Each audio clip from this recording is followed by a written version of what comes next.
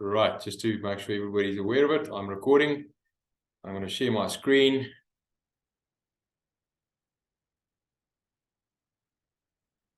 Close that.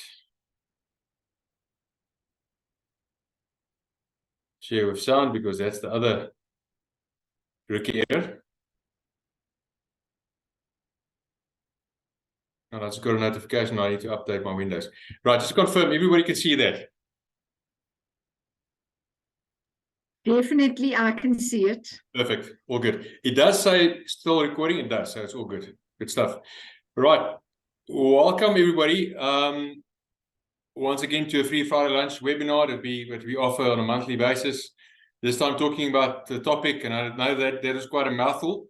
One of my clients gave it that topic to me, but in essence, it talks to emotional intelligence, and I'm looking forward to sharing with you some content around that. So I head up an organization called Soldati. We acquired end of last year organization or company rather that offers leadership learnerships called Soft Skill Solutions, and there are my details if you did not or do not have them. There's a couple of housekeeping matters just to confirm again. First of all, thank you for being here. Yeah, if you wouldn't mind just muting, and unless you want to ask a question, then obviously unmute. If we can focus on content, if you don't mind, then leave 5 minutes at the end for Q&A, and I'll try my best to hit that mark. I might be over by 1 or 2 minutes or under. And then, yeah, as a last resort, if you don't want to ask a question, please put it in the chat box, and if there's time, I'll get to that. And as you've realized, the session is recorded. And yeah, please, I'll get to the end again, but please mail me with future topics. I would love you to tell me in the space of leadership, self-leadership, self-mastery, what are the things that you would like me to address? And bearing in mind that I have covered some topics in the past as well. Since September, we started this. And you can simply go onto the Insights tab on our website, soldati.com, and you'll see all the previous vlogs in terms of webinars that we have presented on a monthly basis. There we go. I just want to view there and admit a couple of people. There we go. Right, so this is once again an invitation from me to you to reflect. We don't reflect enough. I picked that up in leadership coaching sessions that I do with people as well. We don't stay still enough. And I think specifically in today's day and age, it's critical that we pause before we engage again, to use the expression. To hold up that proverbial mirror and ask ourselves, okay, in terms of the content, in this case that we are sharing, that I'm sharing with you, how am I performing? And are there things specifically that I want to take out of the session and work on to improve and close the gap between where I currently find myself and versus where I ideally would like to be? So I want to kick off by asking you the question, and me the question, what is your EQ? What is my EQ? We'll get to the matter part just now, but if you have to be honest with yourself, ask yourself, what is my EQ? And in fact, what would other people say is my emotional intelligence level? So the father of EQ, most people say that is Daniel Goleman. Just give me a second to admit for the people. So Daniel Goleman, a number of years ago, they did research on IQ versus EQ. And they reckon 7 to 10% only of our success in life can be correlated back to our IQ, which is quite an interesting statistic. It's quite a liberating one, in the sense that if you were born with a certain amount of IQ or level of IQ, you can't use that as an excuse not to perform and not to be successful in life. So let's look at the definition of EQ. So emotional intelligence refers to the capability of a person to manage and control his or her emotions. That's what we normally understand it to be. But often we forget about the second part, and possess the ability to control the emotions of others as well. Control and manage the emotions of others. And that, I think, is sometimes the tricky part. So this is emotional intelligence defined. Emotional intelligence, or EQ, personified. I want to share you a little story of the person which I can certainly think of that had such high level EQ, and that's Ian Madiba. And there's a story of him just before the 1994 elections. There were quite a lot of unrest in KZN, especially between the ANC and the Inkatha Freedom Party. And Madiba went down there in a twin prop aeroplane, only with the pilot and co-pilot and his bodyguard Mike. And I've got this book of Richard Stengel on my shelf, and he was planning to meet Madiba at the airport because he resided there. He was there, Richard, waiting for Madiba to arrive, and then they would have traveled to the rally. Also, as part of the process of gathering information to complete the book. Richard was standing there in the lounge, and then what happened was he just saw there was a scurry of people, and emergency services were rushed to the airstrip, and he realized after the plane landed that all that was for Madiba's plane. So as he wanted to meet Madiba entering the airport building, there was a group of Japanese tourists, and they saw it was Madiba, and they just bombarded him, wanted to take pictures and get signatures, etc., etc. So Richard stepped back, but he started chatting to Mike, the bodyguard of Madiba, and he asked Mike what happened in midair, and then Mike told him the story. He said Madiba was reading his newspaper very calmly, as we should do, and then he was looking outside, and then he called Mike, and Mike went to him and he said, "Yes, Madiba," and Madiba told him, "Please tell the pilot and the co-pilot that engine is not working. It's standing still," as if they didn't know already. But Mike listened, and he went to the cockpit. But when he looked back, he saw Madiba just going back calmly, reading his newspaper as if he was doing a morning commute on a train. So then what happened was, knowing what he knew then, Richard got into the back of the car from the airport on their way to the rally with Madiba in the back. And then he told Madiba, and he just briefly said, "I believe it was quite scary up there." And Madiba leaned over to him and he said, "I was terrified. I was terrified."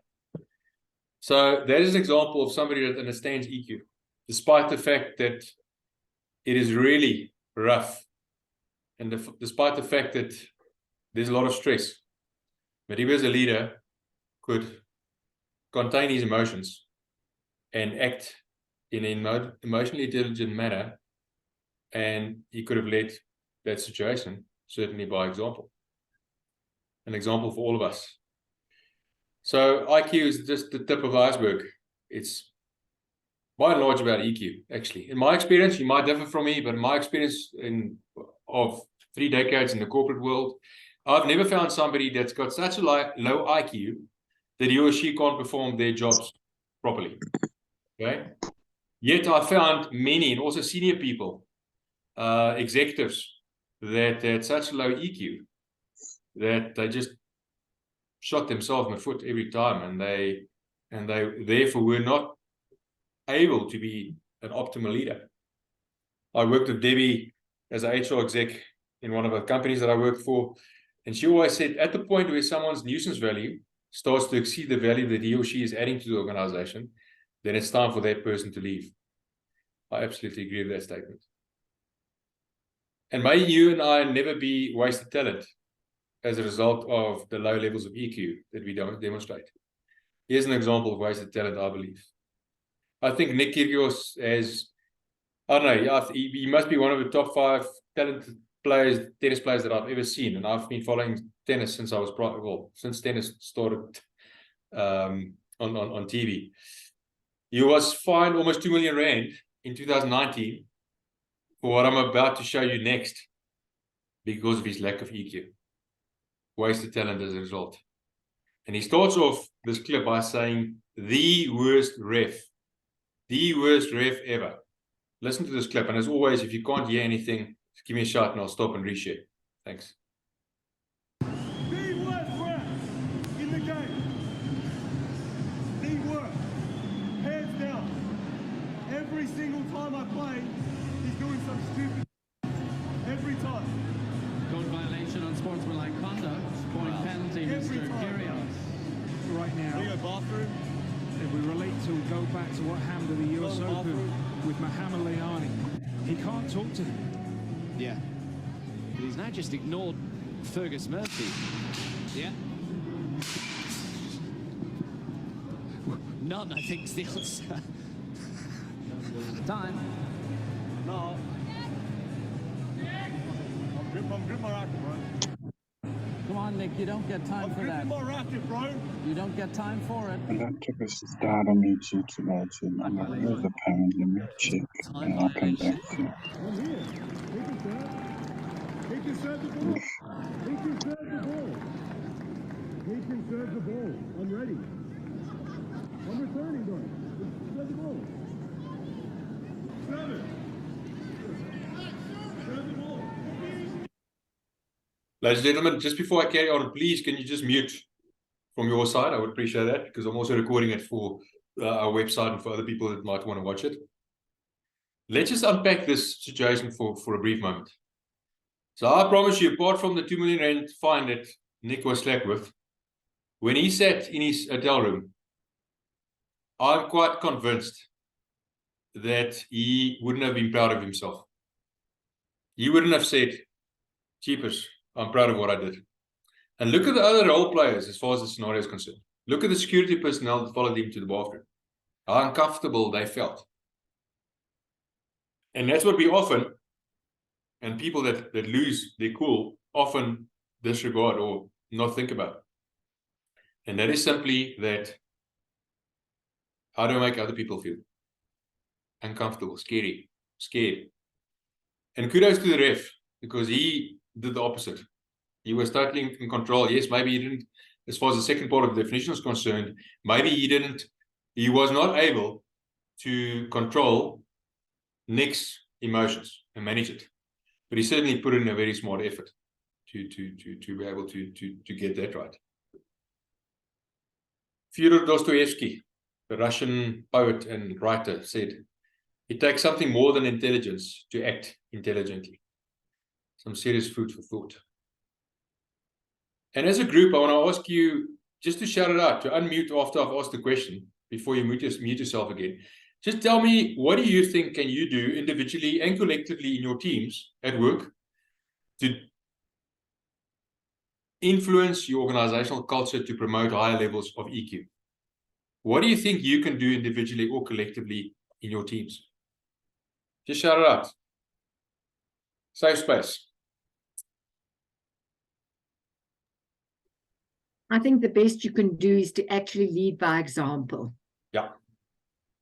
Absolutely. I think that's number one. Show other people that you've got high levels of EQ, and that's the way you lead. And that's the example that we set in our organization. Would you guys agree that, and always when I say guys, please, it's ladies and gentlemen, would you, ladies and gentlemen, agree that another way that we can handle this, or something that we can apply, is that we don't condone misbehavior or lower levels of EQ? In other words, we do something about it. We don't let it fester or become part of our organizational culture. And when it happens, we do something about it, because if we ignore it, we frankly condone it. Would you agree with that statement? Hekkie, I definitely agree. It's Nicoletta. I would also like to add, I think we can promote EQ by mentoring. So if you mentor someone and you show higher levels of EQ, Yeah. then it will, it will translate into your mentee as well. Yeah, absolutely. Yeah, I agree. Thank you very much. I'm going to move on to the next slide, just in the interest of time as well. I want to share with you the reality that we need to make sure our facts are straight before we react, let alone act unemotionally intelligent or not emotionally intelligently, which would hopefully not be the case. The point is, we always need to base what we want to say next, what we want to do next, on facts. There's a little story I want to share with you. Marlene and I went to France and Italy 2018. She joined me. In fact, the Italian part was work. She joined me for that part of the trip. We stayed in Verona, the romantic town of Romeo and Juliet. We drove back one afternoon to Bologna, and I already, before she would have joined me, I already planned a trip to the Ducati factory the next day, before flying back to Paris to fly back home. And as we drove back, or as we drove to the hotel to Bologna, I asked her, "Love, what is the time for the next day, planning for it, between Bologna, or the hotel rather, and the airport?" And she said 20 minutes. I said, great.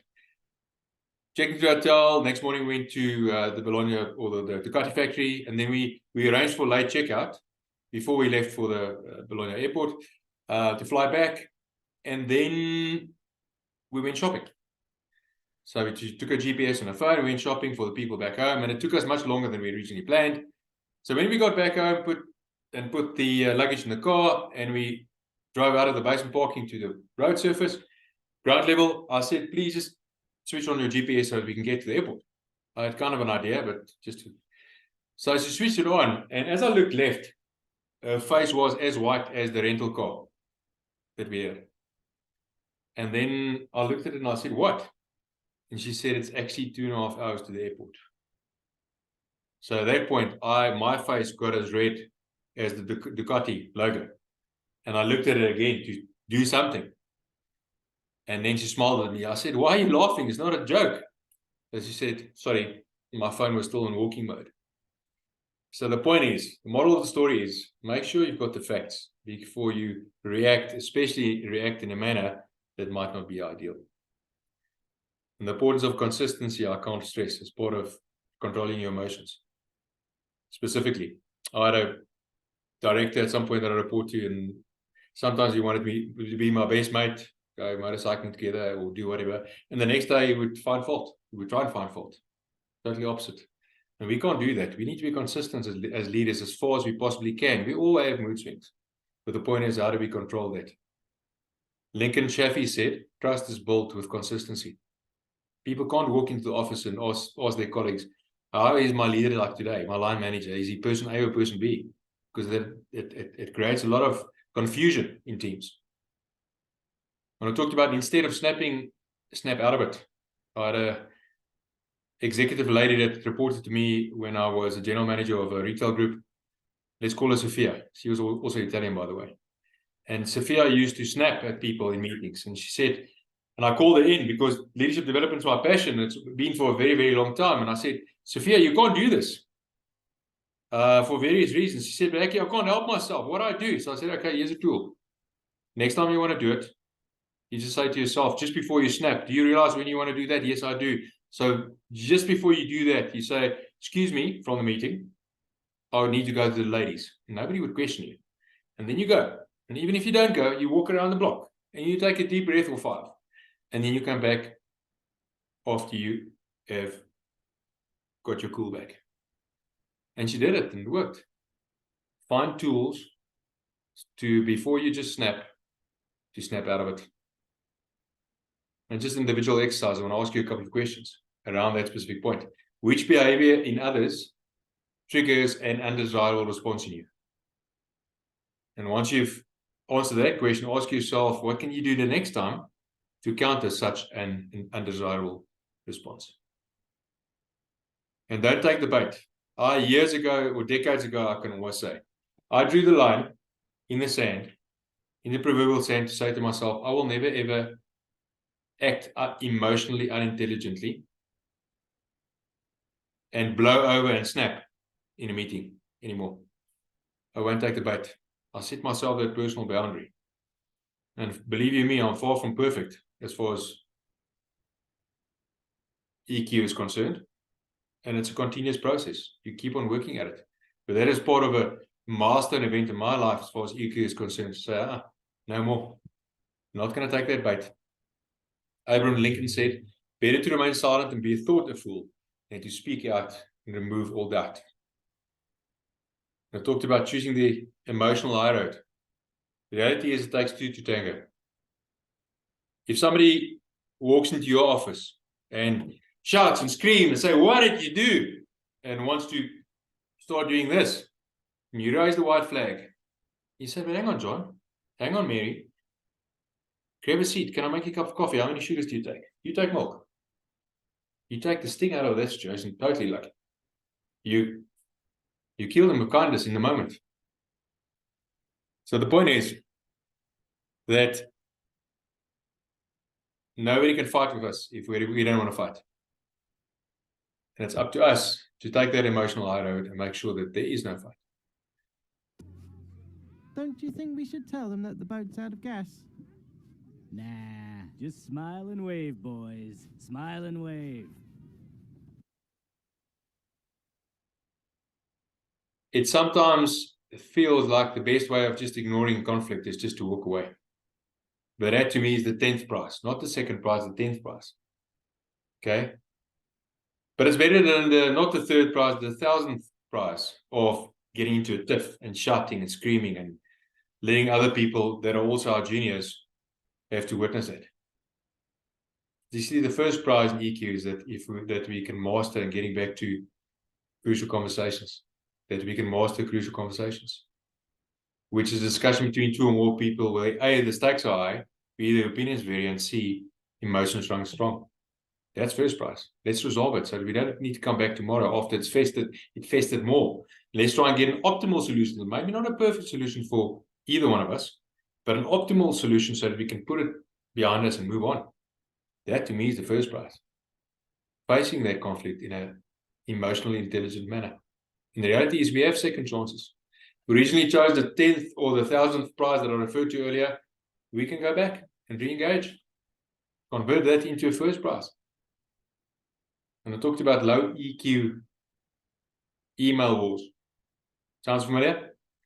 So person B reacts on an email that person A sent her, and she shoots back, probably by not knowing all the facts and not having the right facts at hand, but nevertheless shoots with a 9mm pistol back via email and hit the send button.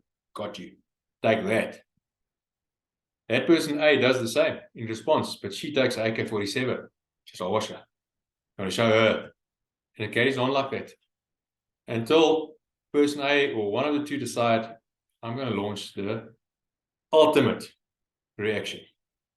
And that is the nuclear weapon. And then she decides, hit the send button, and let's go. Now what happens? That person doesn't sleep at night because she thinks, cheapers, what did I do? Stupid. I always used to tell people that report to me, if you get an email like that, don't react. If you are kind of enraged, don't react. Take 24 hours, or let's call it a night. Sleep over it. Because what you do then is you let the other people worry about what they said last. You had a chance to cool down. And in fact, the next morning, don't send an email. Go and talk to that person. Preferably, ideally, in person or at least over the phone. Get it resolved. Because it's too easy to send mails where you think, just going to send a mail. I don't need to face the conflict. It's a nice way of getting back at it or back at him. Takes years to build trust and reputations and seconds to destroy it. So ask yourself, will I be proud afterwards of what I'm about to say or do next? Choosing the counterintuitive response is, to me, one of the trademarks of somebody that's got emotional intelligence in check. A taxi pulls in front of you, opposed to hooting and wanting to drive through it. It is what it is. Okay? And we shouldn't be stupid. But when a taxi driver drives away, what I try to do then is to be cool, calm, collected, and then throw him a thumbs up. He thinks, what's this like about? And I use things like mindfulness to center myself quickly and move on, not to ponder on that thought or that taxi for the next couple of hours. Doesn't make sense.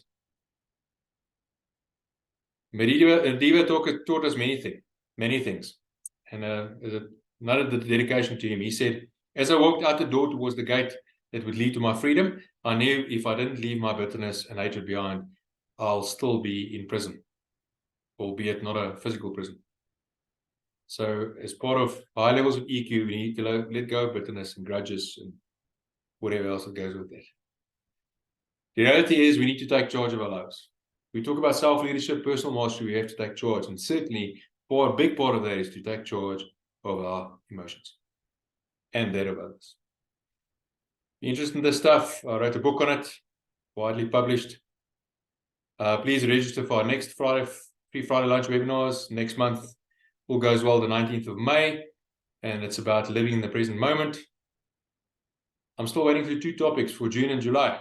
I will get those topics, but I would appreciate it if you can send me possible suggestions. And that, ladies and gentlemen, is the end. I'm going to stop sharing, and I'm going to give it over to you for any questions that you might have.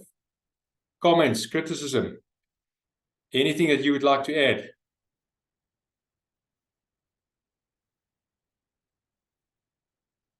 Please. Thank you, Hekkie. I think it's actually so basic, and all of your thoughts brought us back to basics, and it's actually so simple and so easy, but we tend to forget it. Thank you very much. Yeah, absolutely. Mia, thanks for that comment. The reality is, we as humans overcomplicate life. Life is much easier and simpler than we make it to be. And I've said it in the session that I did at 10 o'clock this morning as well to one of my other clients, is that soft skills and the mastering of soft skills is not something you can go to university for. I can't get a degree and put it against the back of my wall and say, I am certified as being EQ whatever, or as having X amount of confidence, and therefore I pass from a self-confidence point of view, and I can carry on and on and on. The reality is we need to take charge, and we need to close those gaps where we've got the biggest gaps in any of these areas, and work on it and practice it. And it's like any art skill. We practice it, it becomes second nature. We've got no excuses, in fact. And I'm obviously talking to myself when we have these conversations as well. Thanks, Mia. I appreciate it. There's your thumbs up right back. Anybody else? We've got 2 minutes left. This, while you're thinking, this vlog will be available in the next week on my website, together with the last one. And unless, Chimene, is that a question? Yes. Go for it. Hi, Hekkie. Hi. Thank you so much. We've been getting your link from our colleague Jane. So there's a few of my colleagues also sitting in this session. I just want to actually say thank you so much, because I was listening to your example about the GPS and your wife, and I could see myself eat up my husband's head. Yeah, especially at home. It's at work and at home, especially at home. We must be careful. Somebody once in a session told me, I don't need to have EQ at home. I must have it at work because I will get fired. But at home it's okay. Yeah. So, no, you don't understand. Exactly. If your wife fires you, okay, and your kids fire you because they don't want to see you again because that's the way you control your emotions, that's worse. That's true. Great. So thank you so much. I mean, I just want to add my voice to Mia. I think these are really reminders that we need to have all the time. And also, you know, I think it's also very important because we spend so much time at work. And so those tensions that you actually develop with your colleagues because maybe you didn't conduct yourself well, or you sent out an email inappropriately, you go back to sleep, you can't sleep, it worries you, it just drains you. I mean, that whole thing just drains you. Absolutely. And you could have used that energy to do something more constructive. So yeah, thanks. Yeah, well said. Totally agreed. The thing is, these things are very often common sense, but the question is, if it's common sense, why is there such a big gap between where you are and where you want to be?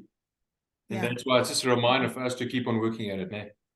Yeah, just one last thing I wanted to say. I think sometimes we also want to join the majority. I mean, the example about the taxi drivers, you know, at some point you want to behave differently towards them, you know, like put a thumbs up on whatever when they're doing something crazy. But sometimes I think we also feel, I don't want to be the outlier. I want to join everybody else that is swearing at this guy, you know, at these people, and then swear at them as well. So I think we shouldn't be afraid to do the right thing because we the minority. Yeah, because it's almost like there's a trend when these guys do those things in front of you, I must just swear at them. And you don't want to be like the outsider. So we just find ourselves going towards the trend of what is actually wrong, as opposed to consciously saying, I'm going to react differently in this situation.